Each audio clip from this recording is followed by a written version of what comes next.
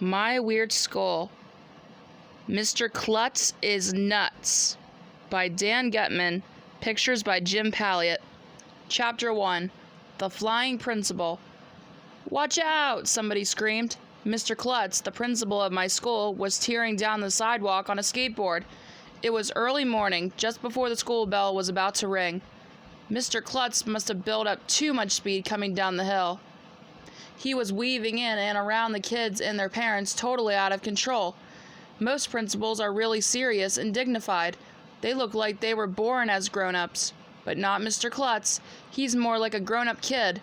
When he isn't skateboarding to school, he rides his motorcycle, his scooter, or wears his inline skates. "Run away, principal!" some kids shouted. "Run for your lives!"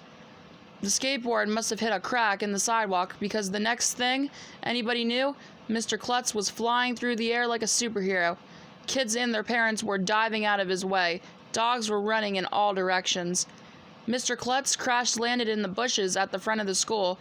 Luckily, he was wearing a helmet, and he had knee pads and elbow pads on over his clothes.